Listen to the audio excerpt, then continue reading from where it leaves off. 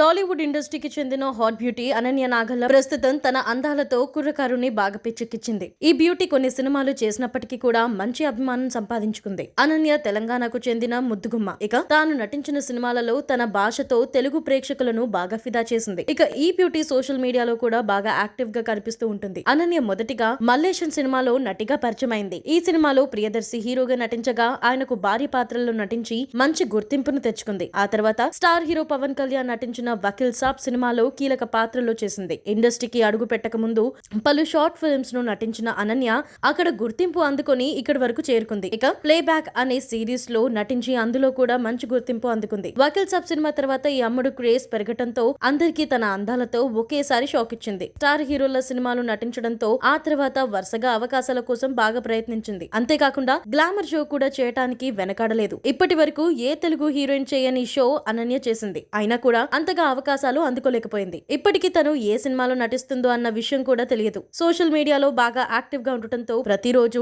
ఏదో ఒక ఫోటోను నెట్టింట్లో పెట్టేసి అందరి దృష్టిలో పడుతుంది. తన నడుము యథా అందాలతో మాత్రం యువతను అందాల విందును వడ్డిస్తుంది. దీంతో సోషల్ మీడియాలో కూడా మంచి ఫాలోయింగ్ ని సంపాదించుకుంది. ఈ బ్యూటీ తన సమయాన్ని ఎక్కువగా ట్రిప్స్, ఫోటో షూట్లతో కాలక్షేపం చేస్తుంది. ఇక అప్పుడప్పుడు తన ఫాలోవర్స్ ముచ్చట్లు పెడుతూ ఉంటుంది. ఇక ఈమె ఇంతలా గ్లామర్ షో చేయడంతో అవకాశాలు కోసమే అని అర్థమవుతుంది. కానీ దర్శక నిర్మాతలు మాత్రం ఈ బ్యూటీని అస్సలు పట్టించుకోవడం లేదు. అయితే తాజాగా తన ఇన్స్టాలో ఒక హాట్ వీడియోని షేర్ చేసుకుంది. అందులో సముద్రపు ఒడ్డున థైస్ అందాలు కనిపించే విధంగా వైట్ కలర్ డ్రెస్ ధరించి తన బ్యాక్ అందాలను చూపిస్తూ రెచ్చిపోయింది. దీంతో తన అందాలను చూసి కొందరు ఫిదా అవ్వగా మరికొందరైతే బాగా ట్రోల్స్ చేస్తున్నారు.